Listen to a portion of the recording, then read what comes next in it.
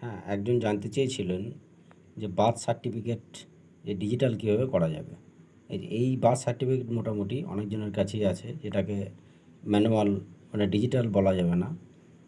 এটা আগে ছিল, যেখানে মানে যে অথরাইজ যে যেখানে জন্ম যে ইস্যুইং যে অথরিটি, তো সেই এলাকার মধ্যে যে ইস্যুইং অথরিটি সেখানে সিগনেচার করে সেখানে কি করা হয়েছিল, একটা এরকম সার্টিফিকেট একটা দেওয়া হয়েছিল। এইবার আমি চলে আসি যে এই যে বার্থ সার্টিফিকেট, এই বার্থ সার্টিফিকেট ডিজিটাল প্রসেসটা কি সেটা আমি একটু বলছি বিস্তারিত। তার জন্য আহ, এটাকে অফলাইন অনলাইন দুটি পদ্ধতি আছে, তবে আমি সবসময় বলবো যে এটা অনলাইন করার থেকে, মানে অনলাইন চাইলে আপনারা করতেও পারেন, কিন্তু অফলাইনটাই সবথেকে বেটার আমার মনে হয়েছে ব্যক্তিগতভাবে। যদি অনলাইনে করা যায় তো অনলাইনে এখানে জন্ম মৃত্যু পোর্টাল আছে। জন্ম মৃত্যু পোর্টাল ওপেন করার পর লিঙ্কে ক্লিক করা হলো এবং এখানে যে আড়াআড়ি তিনটে দাগ আছে এখানে ক্লিক করলাম। তারপর সিটিজেন সার্ভিসে গেলাম, তারপর বার্থে গেলাম। এখানে কিন্তু অ্যাপ্লাই ফর নিউ রেজিস্ট্রেশন আছে, আবার ডিলেড বা রেজিস্ট্রেশন আছে।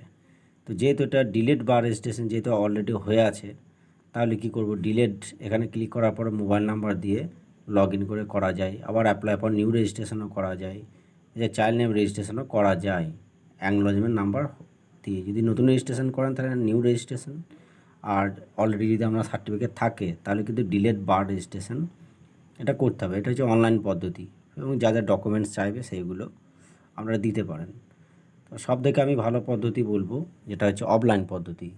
অফলাইন পদ্ধতিতে কী হয়, যেখানে জন্ম হয়েছে সেই এলাকার যে অফিস আছে সেখানে আপনাদেরকে যেতে হবে।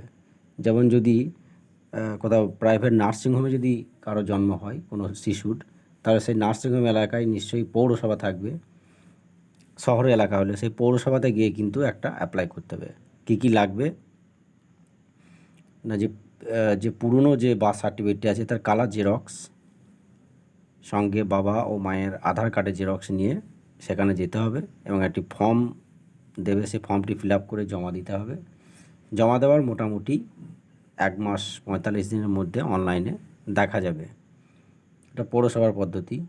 এছাড়া যদি পঞ্চায়েত এলাকার মধ্যে জন্ম হয় তাহলে সেই নিকটবর্তী পঞ্চায়েতে গিয়ে পুরনো বার্থ সার্টিফিকেট সঙ্গে ডকুমেন্টস, বাবা মায়ের আধার কার্ড, যদি সেই শিশুটির আধার কার্ডও দেখে সেই আধার কার্ড, সেগুলো সবগুলো নিয়ে গিয়ে যে বার্থ ডেথ রেজিস্ট্রেশন যেখানে পঞ্চায়েতে করানো হয় সেখানে যে অফিসার আছেন তাকে বললেই তিনি অ্যাপ্লাই করে দেবেন।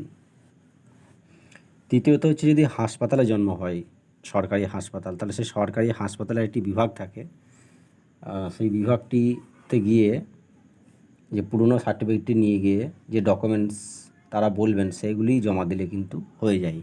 তো অফলাইনে করলে মোটামুটি 1 মাস থেকে 45 দিন বা ম্যাক্সিমাম 2 মাস লাগতে পারে। তারপর অনলাইনে চেক করলেই কিন্তু ডিজিটাল বার্থ সার্টিফিকেট অবশ্যই পাওয়া যাবে। ব্যাপারটি খুব একটা কঠিন নয়, খুবই সহজ পদ্ধতি।